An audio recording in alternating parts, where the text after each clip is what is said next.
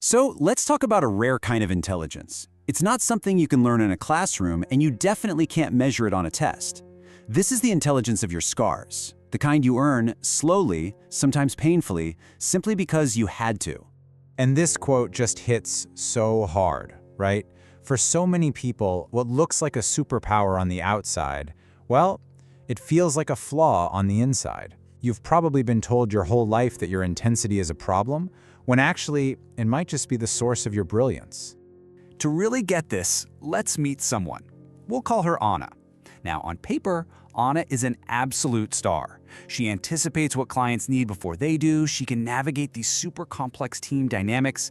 She just delivers time and time again. But behind all that success, Anna is running on fumes. She is constantly, and I mean constantly, on the verge of burning out. This right here perfectly sums up Anna's life. It's this wild paradox. The very things that make her so valuable at work, her ability to instantly read a room, predict how things will play out, and connect so deeply with clients, are the exact same things that leave her completely exhausted and overwhelmed in her private life. Her greatest strengths are somehow also her heaviest burdens. So one day, Anna's talking to her mentor, a guy named Marcus.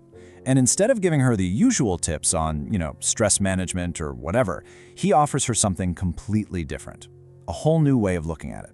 He tells her, Anna, what you're calling anxiety, I think that's actually a highly tuned adaptive intelligence that you earn. What Marcus is talking about here is a real psychological concept, hypervigilance. See, when a kid grows up in an environment where things are unpredictable, where a parent's mood can just flip on a dime, their brain adapts. It learns to scan for these tiny little cues, a microexpression, a subtle change in tone, all just to stay safe. It was a brilliant survival tool. The only problem is, it doesn't have an off switch. And this is where it gets really interesting. Marcus then starts to explain to Anna how her struggles, the things she sees as her biggest flaws, are actually signs of this intelligence, and they show up at work as total superpowers. First, he points to her intuition.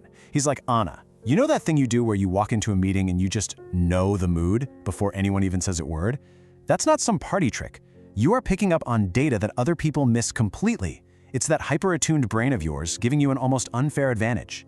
And what about that gut feeling you've learned to trust? He asks. That's your nervous system talking. Look, early traumatic experiences, they often get stored in the body, completely bypassing the verbal parts of the brain. So you literally feel the answer long before you can logically explain it. Your body just knows. You ever wonder why you're the one they always give the really messy projects to? Marcus asks her. It's because you don't need things to be simple or clean. Growing up in a complicated environment, it forces this kind of cognitive sophistication. You learned really early on that two opposing things can be true at the same time. While everyone else is looking for a clear villain, you're totally comfortable living in the gray. And finally, he says, your empathy. It's not just that you understand a client's frustration, you absorb it. It literally lands in your body. Psychologists call this emotional contagion, and for you, it's just dialed up to 11. It's why you were so good at your job, but it's also why you were so bone-tired at the end of every single day.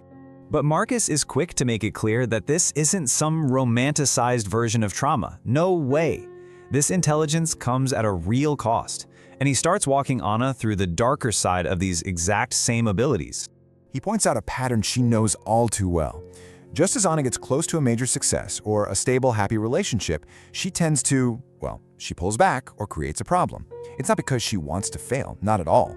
It's because if your nervous system grew up in chaos, then calm and safety can actually register as a threat. It's unfamiliar, so the body just retreats to the stressful state it knows how to survive in. And then there's the relentless inner monologue, that constant analysis. Why'd they say it like that? Marcus explains this isn't just overthinking.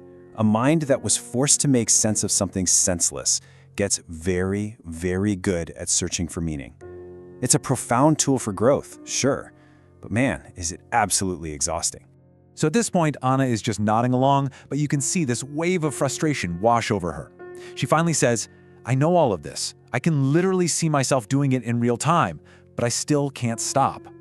And Marcus just nods, because this is the hardest part of all. He tells her this right here. Knowing your patterns is huge. It's a critical first step, but it's just that, a first step. Your brain doesn't just rewire itself because you had a cool insight. It rewires through new experiences, repeated over and over, until your body slowly, finally learns that it's safe. And this slide just captures the quiet devastation of this intelligence perfectly. It's that gap. The gap between being able to articulate your issues with crystal clarity and then just watching yourself repeat them anyway. It's an incredibly difficult and frankly lonely place to be. So to close things out, Marcus offers Anna one last really powerful reframe.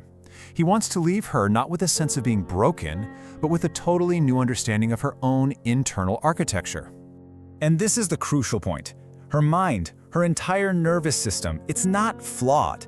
It was built for a different environment. It wasn't designed to be fragile. It was forced to become incredibly resilient and adaptive just to deal with all that uncertainty.